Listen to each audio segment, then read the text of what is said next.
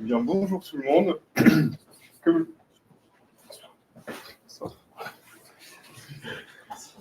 comme le disait Jérôme, on a de plus en plus de TypeScript dans notre stack et pas que.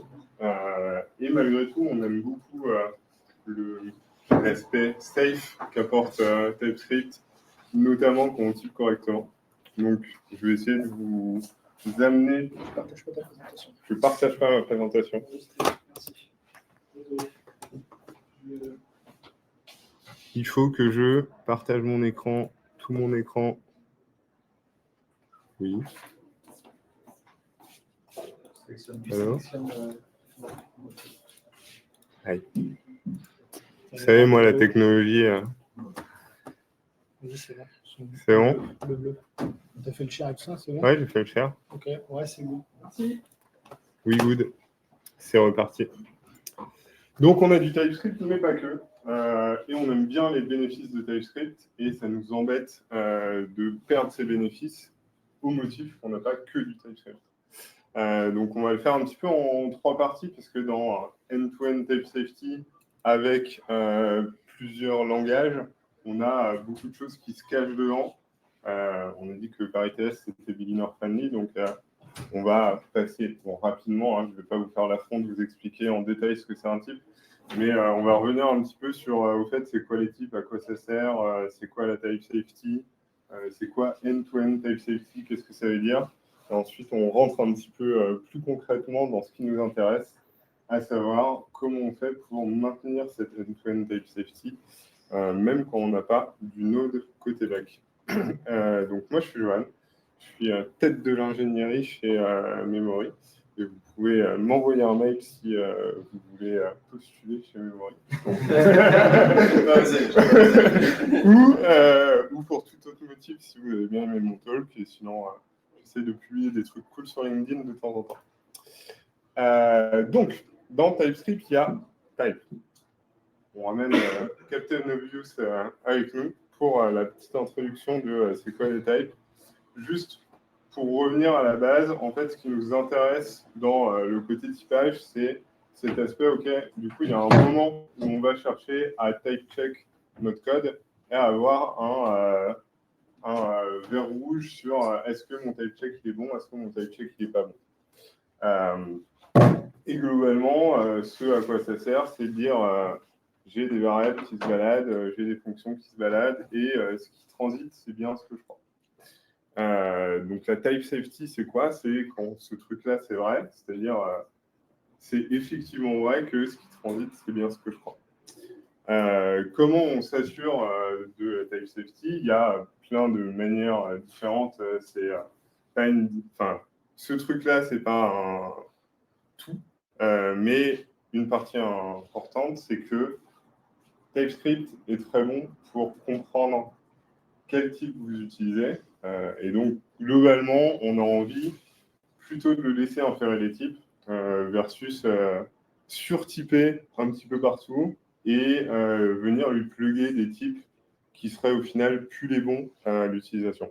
Qu'est-ce que je veux dire par là? Je vous mets un petit exemple. Je ne sais pas si c'est très lisible, mais en gros, j'ai un petit bout de code qui fait passer, qui appelle validate captain name. Et en fait, là, si vous remarquez, je type le type de retour de ma fonction à string. Du coup, quand j'appelle cette fonction et que je highlight ma variable que je n'ai pas typée, TypeScript va en faire le type à string. Ce qui est dommage ici parce que d'un côté, c'est vrai, et de l'autre côté, je pourrais avoir un type plus précis qui est le type que j'ai déclaré au-dessus, qui est un enum.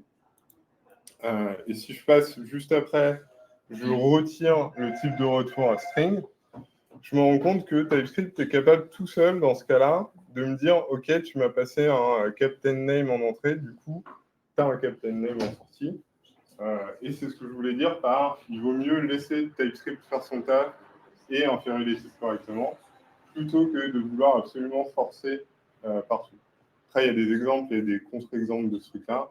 Je ne dis pas qu'il ne faut jamais rien typer, jamais typer un type de retour.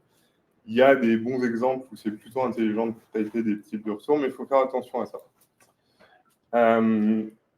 Ensuite, on arrive à la partie où dans le monde, il n'y a pas que le front-end ou que le back-end. Donc à un moment, on communique à travers différents protocoles, il y a du HTTP, et la question, ça devient comment je maintiens mes types quand je change de côté du monde. De ce côté-là, il y a plutôt 3 types. Si vous avez la chance d'être sur une stack très moderne, eh ben, vous avez des outils qui sont déjà dans vos frameworks pour pouvoir récupérer de la donnée depuis le back et côté front garantir vos types. Donc là, avec Next, on a le get server side props avec un helper TypeScript qui vous permet d'inférer le type du retour de la fonction que vous appelez. Côté Remix, le useLoader data fonctionne plutôt bien en termes de type. Tout ça, c'est pas hyper parfait. Des fois, il y a des petits cas à la marge où on se rend compte on perd nos types au passage, ou c'est plus ultra précis. Mais globalement, ça marche assez bien. Il y a un deuxième cas de figure, c'est on est capable d'intégrer des bouts de stack modernes dans une stack qui ne serait pas la dernière version de Next ou la dernière version de Remix. Là, il y a un outil qui est plutôt cool qui s'appelle TRPC, qui permet globalement de faire des appels front vers back avec une expérience de typing qui est relativement incroyable et qui donne l'impression juste d'appeler une fonction plutôt que de faire un appel HTTP. Et pour le coup, TRPC est pensé pour réussir à conserver cette type safety. Donc, en fait, c'est totalement transparent pour vous. Si vous avez la chance de pouvoir l'utiliser, vous n'avez pas ce problème. Après, il y a les gens qui sont coincés sur des stacks legacy ou sur des stacks qui sont juste pas du node. Et ben ça, on ne peut pas inventer une lib comme ça. Mais il y a, voilà, de temps en temps, il y a un langage différent et il y a des solutions. Donc vous allez me dire, OK, comment je suis type safe si j'ai un langage qui n'est pas TypeScript et en plus, tu m'as parlé de Ruby. Ruby, c'est pas typé. Je sais.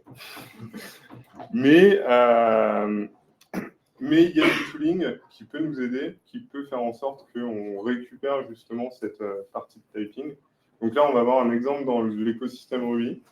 J'avoue que je ne sais pas trop s'il y a des équivalents exacts dans les autres stacks, mais j'imagine que si ça existe en Ruby, il doit y avoir quelqu'un quelque part qui s'est dit « Tiens, en Python, ça doit pouvoir être cool » ou dans d'autres langages. Et la stack, globalement, c'est... donc, en Ruby, le framework de testing majoritaire, c'est RSpec. C'est l'équivalent de Jest dans le monde Node. Ensuite, on a une lib qui s'appelle RSwag. RSwag, c'est une surcouche à notre type de test qui nous permet, via un formalisme, d'écrire des tests d'API et ensuite de générer du Swagger.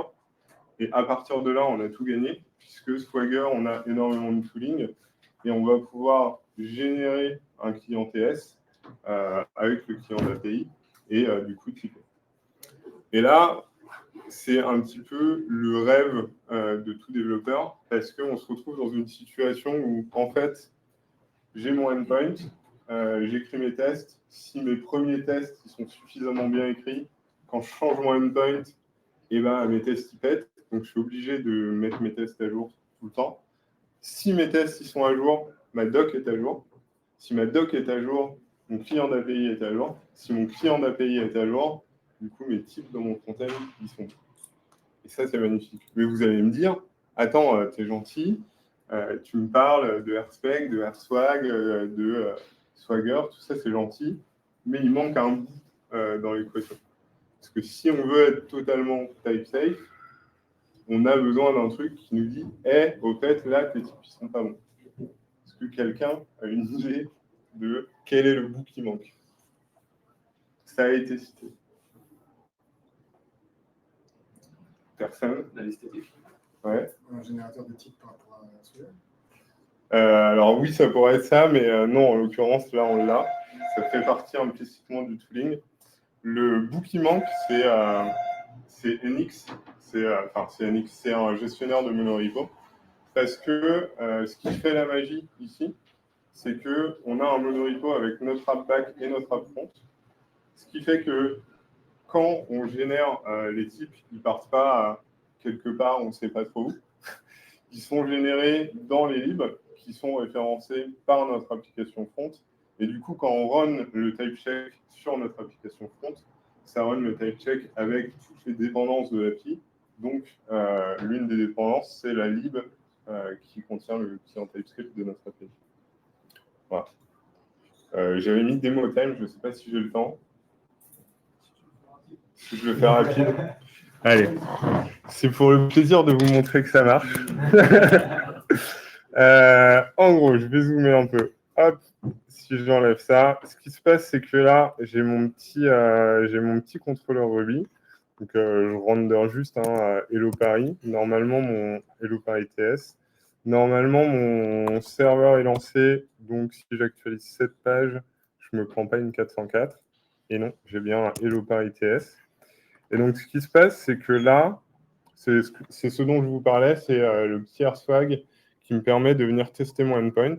Donc là, qu'est-ce que je dis? Je dis, sur cette URL-là, je vais venir faire un get et je vais m'attendre à avoir une réponse 200 qui correspond à ce schéma-là.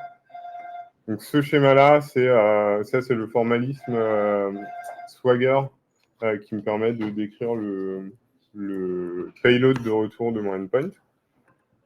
Et donc, ça va run mes tests, ça va faire mon petit get sur mon endpoint, ça va vérifier que le retour du endpoint correspond bien au schéma. Et après, j'ai un petit operation ID pour dire, tiens, dans mon client TS, tu génères sur le client d'API une méthode qui s'appelle comme ça. Ensuite, ça fait des chocs à pic, tout le monde est content. Voilà. Je vous run pas les tests et tout, ça marche. Enfin, quoi que si, ça peut être intéressant de... pas du tout. Ça peut être intéressant parce que là, du coup, les tests sont verts parce que ça correspond au schéma. Et je peux m'amuser à envoyer autre chose depuis mon contrôleur sur le run d'après pour dire, oh là là, mon test il est rouge et du coup, je suis obligé de mettre à jour mon schéma. Et voilà. Enfin bref. Voilà en tout cas comment on s'est débrouillé pour avoir quelque chose qui ressemble très fortement à du end-to-end type safety, malgré le fait de ne pas avoir de TypeScript côté back.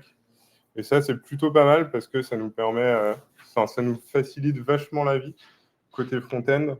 On n'a pas besoin d'énormes synchronisations, on n'a pas besoin de se fier à la doc, on a un client TS qui est toujours à jour et ça nous aide beaucoup. Voilà. Donc, on a vu que les tests étaient rouges quand j'ai changé. Voilà.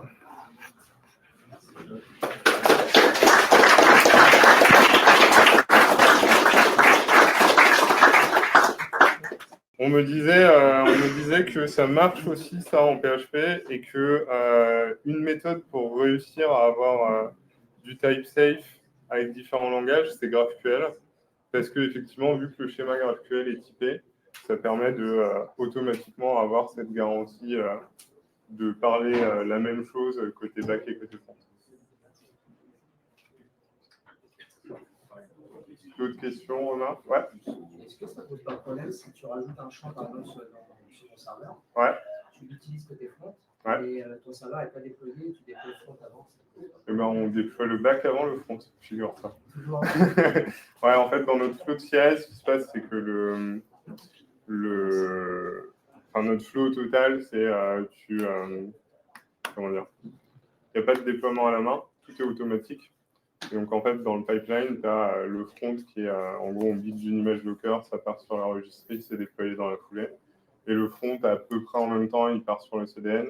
Et du coup, tu n'as pas trop ce truc-là où ton front, il débarque 1 heure avant ton back, des choses comme ça. Mais effectivement, ça devient des trucs auxquels tu es obligé de payer attention.